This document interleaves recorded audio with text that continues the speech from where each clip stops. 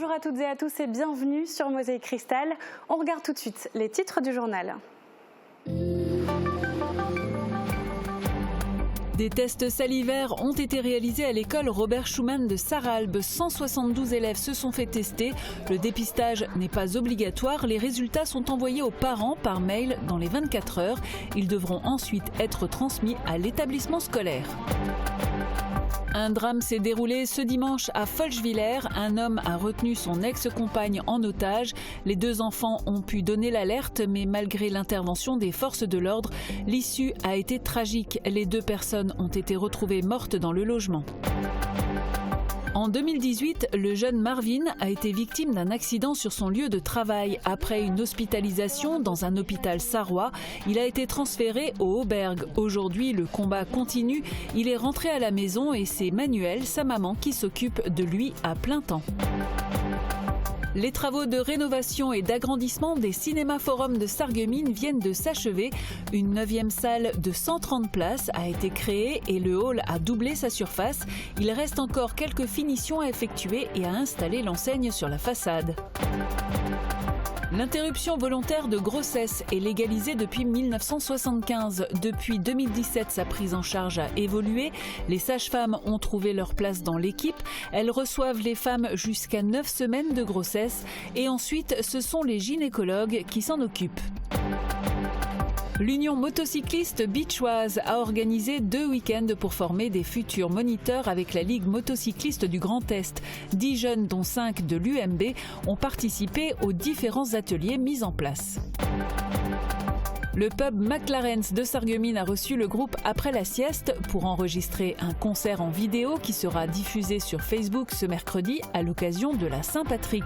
Cette solution a été trouvée pour permettre au public de se divertir malgré la fermeture du pub.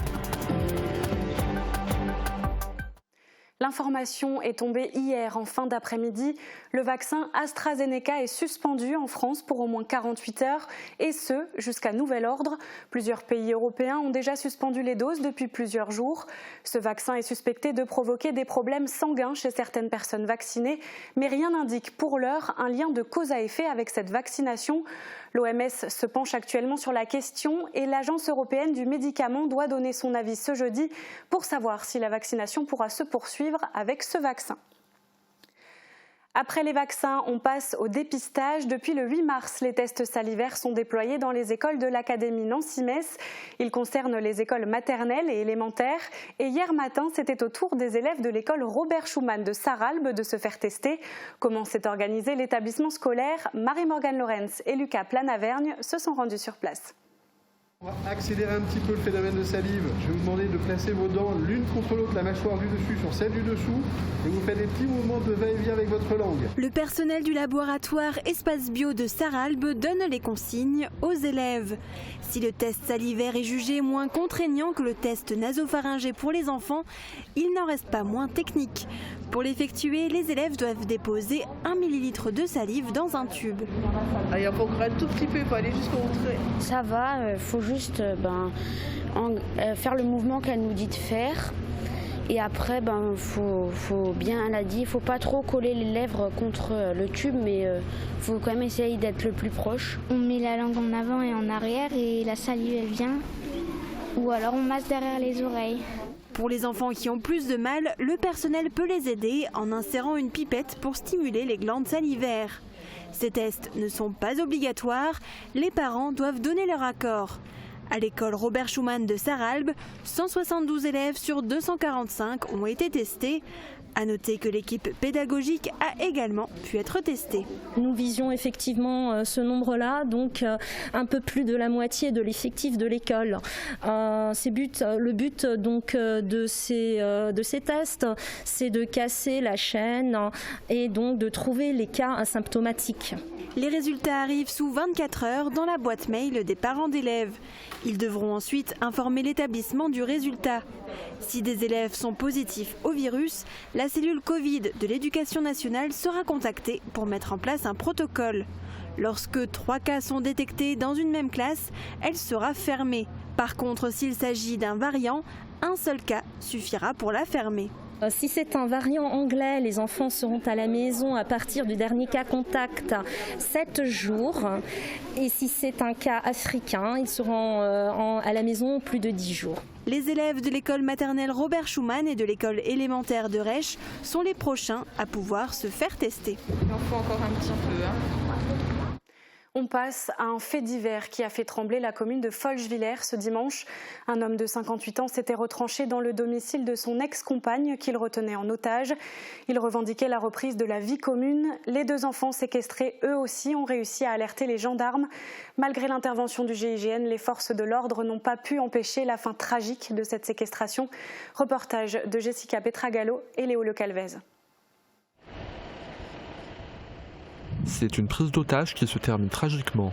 Un homme de 58 ans qui retenait son ex-compagne à son domicile depuis le début d'après-midi n'est pas revenu à la raison, et ce, en dépit de l'intervention du GIGN. Séparé de cette dernière depuis quelques années, il revendiquait la reprise de la vie commune. Après 2 coups de feu entendus et l'assaut donné, les gendarmes d'élite ont retrouvé l'homme et son ex-femme morts. Le procureur de Sarreguemines, Olivier Gladys, s'est rendu sur place. Avec le décès du preneur d'otages, l'action publique s'éteint, mais une enquête a été ouverte et confiée à la brigade de recherche de la gendarmerie de Forbach pour comprendre les éléments qui ont conduit à ce drame. Un environnement du couple va être entrepris pour déterminer les modalités de leur relation, par-delà la séparation qui était intervenue dans un temps passé au regard des éléments du jour. S'il y avait eu des plaintes ou non de la part de cette femme, si elle se sentait menacée, ce sont des éléments qui vont faire l'objet de vérification dans les temps à venir.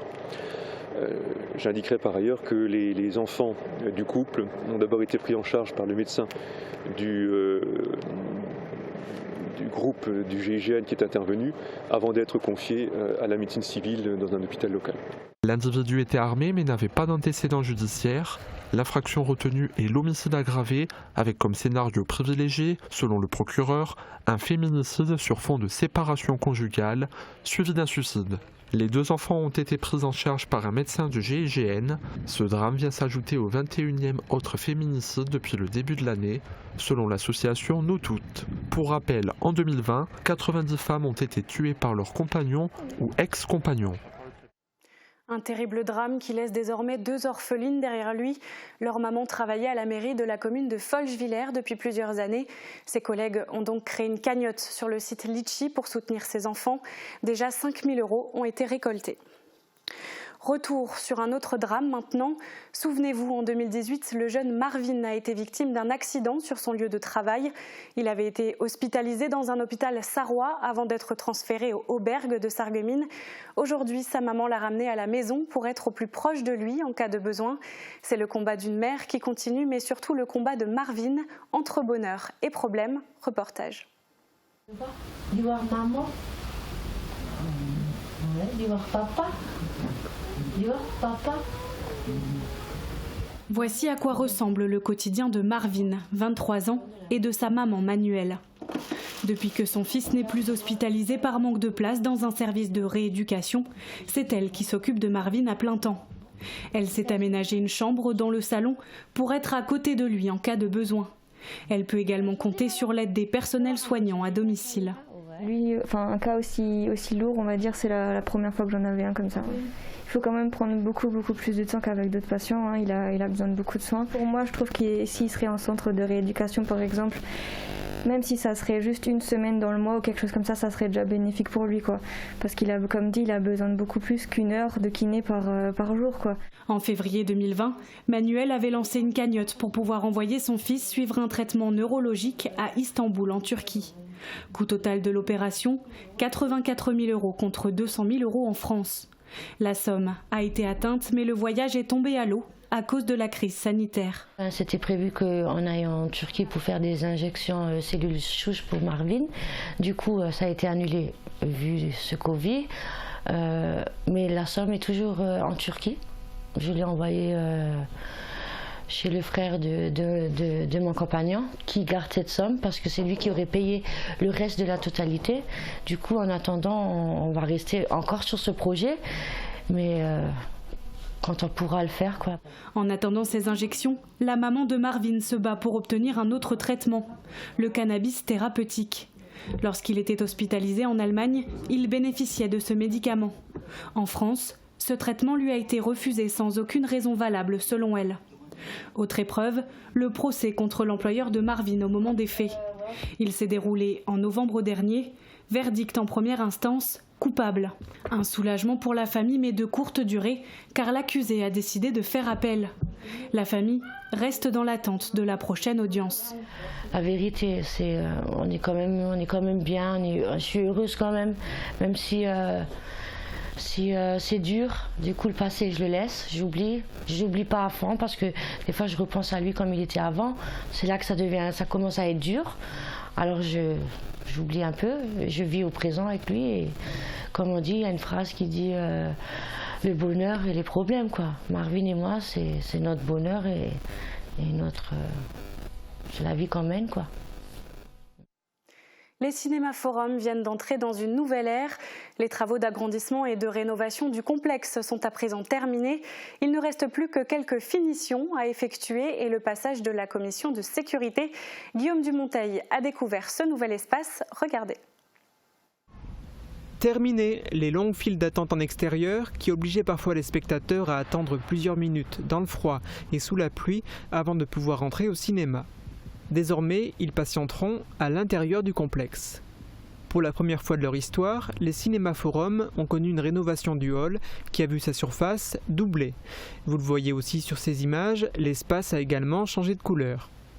Autre changement d'importance, la création d'une 9e salle de 130 places à l'endroit où se trouvait jadis un garage.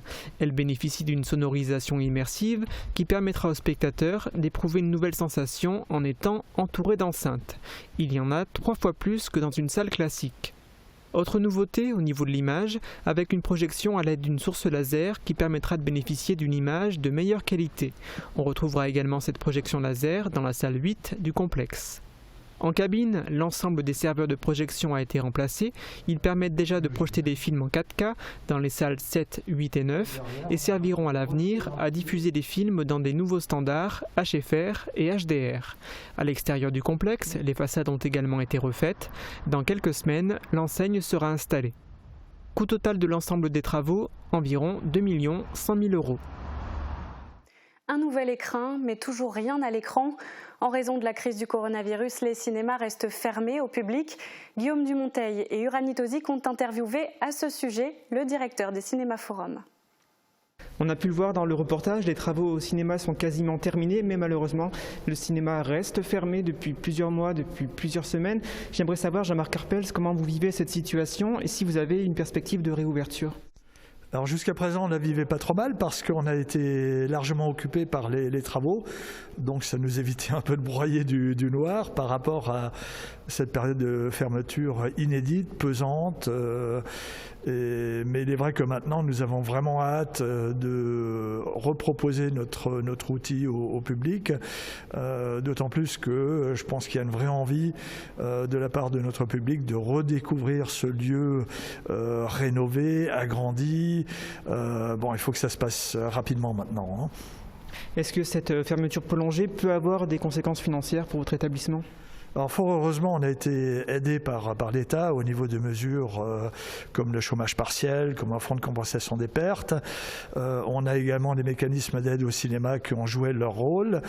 Mais à un moment donné, forcément, ça aura des conséquences puisqu'on a quand même hypothéqué un peu des perspectives qu'on pouvait avoir encore sur 2-3 ans, où on sera forcément obligé maintenant d'être beaucoup plus prudent le temps que l'activité reprenne véritablement un cours normal.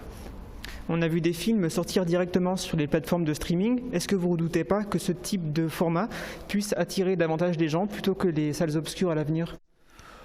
Bon, je consomme moi-même du film, entre parenthèses, je visionne des films sur certaines plateformes. Je ne suis pas sûr que ce soit les films les plus spectaculaires ou que le public attendait le plus qui sont sortis sur les plateformes de streaming.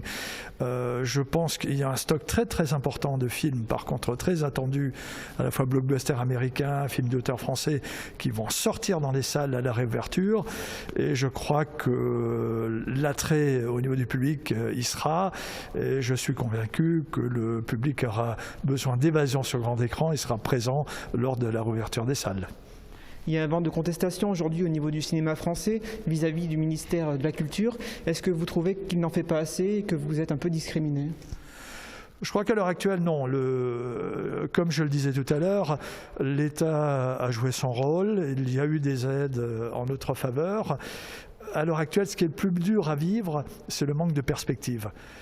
Si on avait une date à laquelle on peut se raccrocher, si on avait une date qu'on puisse effectivement à ce jour commencer à travailler pour un protocole de réouverture, pour une mise en place de films, pour la promotion des films de la réouverture, je crois que c'est ça ce qu'on attend le plus à l'heure actuelle, hein.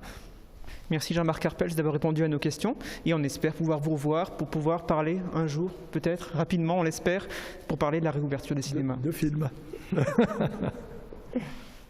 On regarde tout de suite les prévisions de Météo France, mais ne quittez pas. En deuxième partie d'émission, on parlera de motocross et de Saint-Patrick. À tout de suite. La météo vous est présentée par le Crédit Mutuel. Une banque qui appartient à ses clients, ça change tout. Qu'il vente, pleuve, fasse froid ou chaud, une maison isolée par Moder Habitat reste agréable et saine au fil des saisons.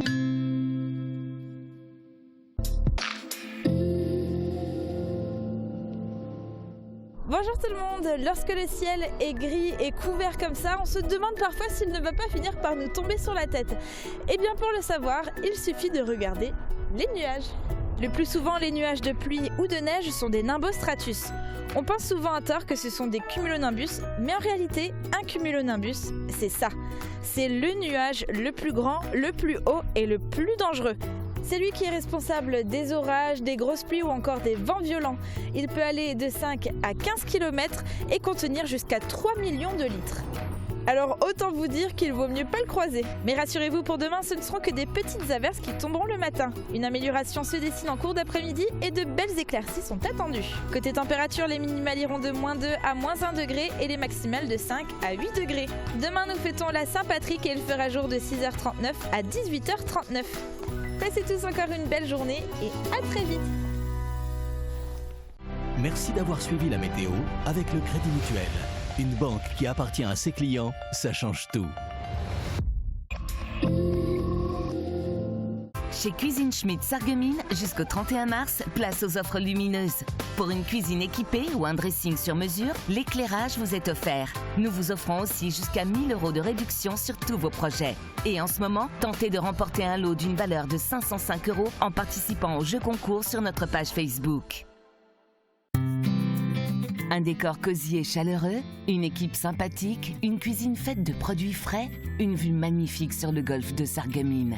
Le Green, le restaurant qui ne manquera pas de vous séduire. Chute, malaise, accident domestique, donnez l'alerte rapidement grâce au dispositif de téléalarme Vitaris. Un bouton sur une montre, un bracelet, un médaillon ou un téléphone vous mettra en relation avec une centrale d'assistance disponible 24 h sur 24 et 7 jours sur 7 qui se chargera de prévenir un proche, un voisin ou les secours. Produit disponible chez AVS Médical. Demandez conseil auprès de nos professionnels par téléphone ou en agence.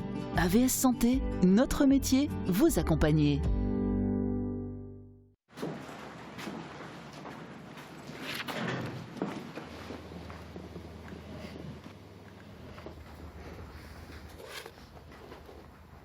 Je reviens te chercher.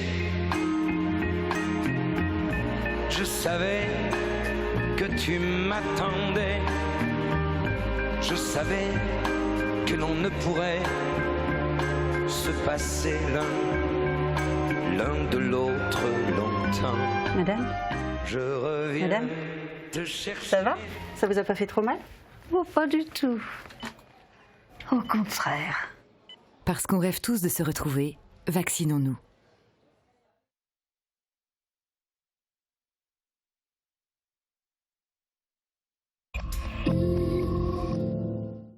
Depuis sa légalisation en 1975, c'est l'un des droits le plus souvent remis en question par l'opinion publique et le gouvernement, l'interruption volontaire de grossesse. Mais les chiffres parlent d'eux-mêmes. En 2019, le taux de recours à l'IVG était de 15,6, soit le plus haut depuis 1990 en France. Localement aussi, une hausse s'est fait sentir. L'une des explications est l'amélioration du parcours de prise en charge des patientes. Reportage d'Uranie Tozic. La prise en charge des femmes ayant recours à l'IVG a pris un tournant en 2017 sur l'arrondissement. Auparavant, la patiente voyait un médecin qui s'occupait surtout du geste technique. Il manquait souvent un accompagnement psychologique et un suivi. Depuis 2017, tout a été réétudié et les sages-femmes ont trouvé leur place dans l'équipe. Nous avons un médecin orthogéniste qui consulte une fois par semaine, qui pratique également les IVG chirurgicales et médicamenteuses. Et nous avons une équipe de sages-femmes qui sont formées à l'orthogénie. Elles consultent les mardis matins, elles reçoivent les dames jusqu'à 9 semaines de grossesse. Si les dames sont à plus de 9 semaines, ce sont les gynécologues qui s'en occupent. En libéral, les sages-femmes rattachées à un hôpital par convention peuvent également pratiquer l'IVG médicamenteuse jusqu'à 7 semaines. Ces évolutions peuvent expliquer pourquoi les femmes se tournent plus facilement vers cette pratique ces dernières années. Mais qui dit facilité d'accès à l'IVG ne veut pas dire que c'est une partie de plaisir pour autant. Parce que quand on creuse les raisons qui mènent une femme à faire une interruption volontaire de grossesse, on se rend compte que les raisons sont fondées. L'accompagnement est donc la clé, l'empathie et la communication aussi, notamment pour un suivi après intervention. C'est-à-dire comment je vais vivre après, quelle contraception je vais avoir besoin, comment je vais m'y prendre pour que cela ne se répète pas dans le futur. On essaye de prévenir les IVG répétés parce que c'est quand même une source de souffrance psychique. En parallèle, on se focalise sur la prévention, surtout auprès des jeunes. C'est là qu'intervient Nathalie. Si son travail est d'informer les adolescents sur la contraception et la sexualité, elle voit passer tout type de public. Il y a quelques ados, ça reste toujours un public fragile par rapport à ça, mais on a essentiellement des femmes de 25-35 ans. On a quelques étudiants. En 2020, 185 interruptions volontaires de grossesse ont été pratiquées au cœur du service d'orthogénie de Sarreguemines. Pour rester dans cette continuité d'accès à l'IVG, un projet de loi a été proposé en première lecture à l'Assemblée nationale. Il évoquait notamment l'allongement des IVG de 12 à 14 semaines ou encore la suppression de la double clause de conscience des professionnels. Le texte a ensuite été rejeté en janvier dernier par le Sénat, dont la majorité est de droite, un droit qui fait donc encore débat. On s'intéresse au sport extrême tout de suite et la demande est forte. De plus en plus de jeunes souhaitent s'initier au motocross. C'est ce que constate l'Union motocycliste bichoise.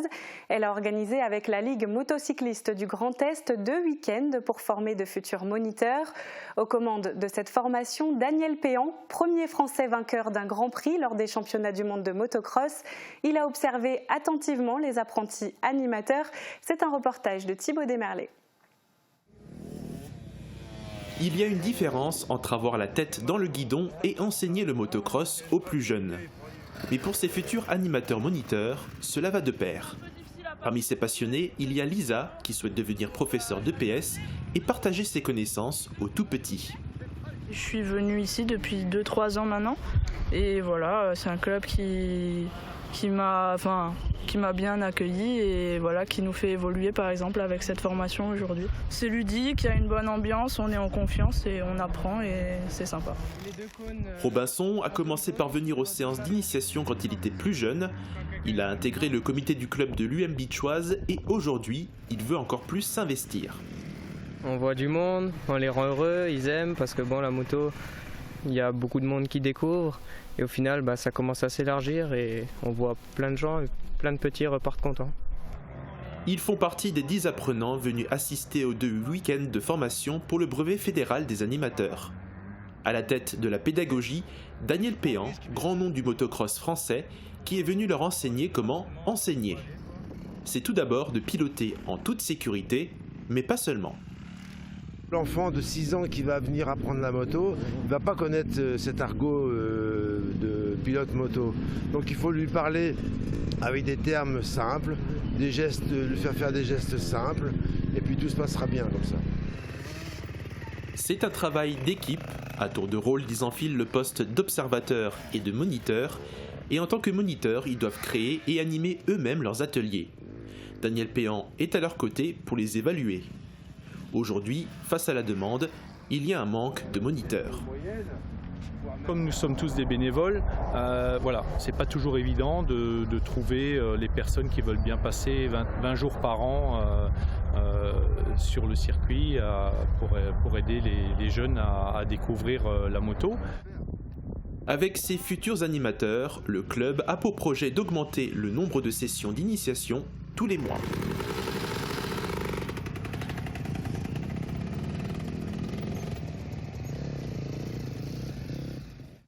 Demain, c'est la Saint-Patrick. Cette traditionnelle fête irlandaise est l'occasion de festoyer entre amis autour d'une bière. Évidemment, l'abus d'alcool est dangereux pour la santé. Malheureusement, cette année, les bars sont toujours fermés, mais cela n'empêche pas le pub McLaren's de Sarreguemines de préparer l'événement à distance. Je vous laisse découvrir ça en images.